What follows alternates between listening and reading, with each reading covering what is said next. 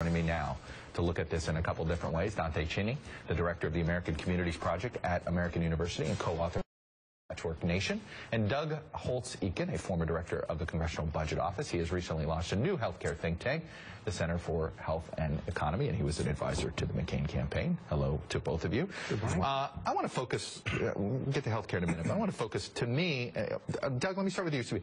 The big story seems to be the demographic story. That the large story, what CBO is throwing out there is, hello, we have an entitlement problem.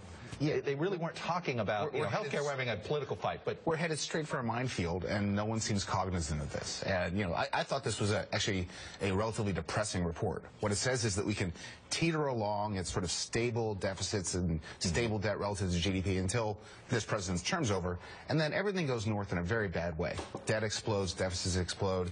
It's driven by spending, and it's driven by the spending no one's willing to touch. And so, well, because there's a great stat in here. Risk. There's a great stat in here. If you eliminate Social Security and the healthcare programs from government spending, the rest, we're actually spending less. It's crushed as a percentage than pre-World War II levels. Those programs, which are legacies of our past, are crushing the places where we invest in our future. They're crushing the core functions of government. We can't do the things that you want government to invest in. And that the founders would have recognized. Their national security, infrastructure, education, research, they're gone. So Dante, you've studied this demographic. You look at this as a demographic trend. Right. This is a problem Japan's been going through for 2 decades, and we know why the Japan economy. If you have a labor force that is smaller and older, then you lose what? Innovation. There's all sorts of impact. Innovation, but you also don't have folks contributing to the government programs that you need them to contribute to. Right, and contributing yeah, exactly. You don't have money coming through taxes that basically fund the government. I mean, immigration actually is one way to handle some of this, right? You get immigrants in, they tend to be younger, and that helps. That in a minute. Yeah, that helps somewhat. And the way we look at this, the American Communities Project is, look, there is a big swath of this. This problem isn't evenly spread. There's a big swath of this country where this problem is deep, very, very deep. Well, it's an uneven, right, in this economic recovery, it's an uneven. The coasts are doing great. Absolutely. Yes. Right? And many of the metro areas. And the metro areas, this is in the sort of the suburbs, exurbs, particularly in the middle of the country, right, where they have an aging workforce and no innovation, right? And they're bleeding. Look, if you do have a young person who's got some talent, some skills, and some education, they leave. They leave. So they're either going to cities or they're coming to the coast. Absolutely. Doug, he brought up immigration. The CBO did another report that said the one opposite, the one positive on immigration. So this report, and everybody's focusing on the shrinking of the labor force here, and it's just shrinking, and they're saying it's due to the health care. But immigration would offset it. This is the key point. The native-born population has sub-replacement fertility. We don't have enough kids for our population to grow. So all the future population growth is made by our immigration choices, and we've never used that as a tool of economic policy.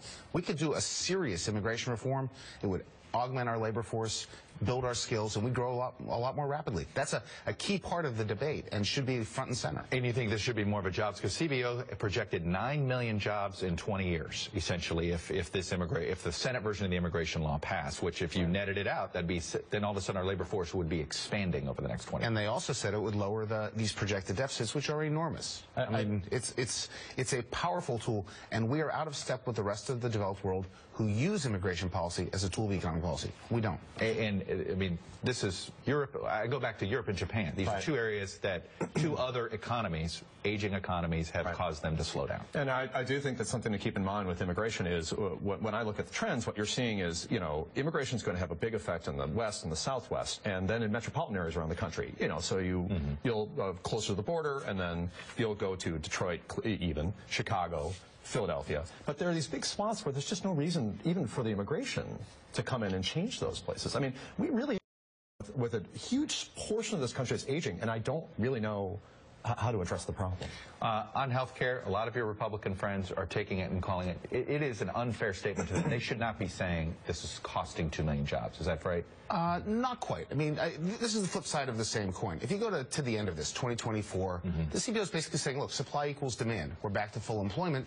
So one way to characterize it is to say, well, we've given benefits to workers who get them regardless of whether they work or not, and they choose not to.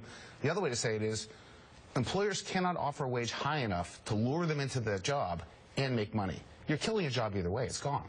But if the job, it's not as if they're eliminating jobs. It is an unsurprising result that if you hand out $1 trillion in benefits to people, whether they work or not, put about $600 billion in taxes in and add a couple $100 billion in regulations, that you don't create jobs. So this shouldn't surprise anyone. CBO just put the numbers on it. I do wonder, when you look at this over time, how much of this is structural, however. I do think that you think this would be happening almost regardless of whether there was this healthcare law or something else? Some sectors are just gone, and some sectors that really provide employment to people who don't have skills and education have dried up, and I don't know what to do. So those people can go to the service sector. And there are jobs there still. Those jobs don't pay well, and I mean, I guess what you're talking about is we could bump it up where those service sector jobs pay more, and that would be a place for some of these people to go get employment. I guess we could, but we've lost whole segments of the economy, particularly manufacturing, where I just don't know. I don't know what to do.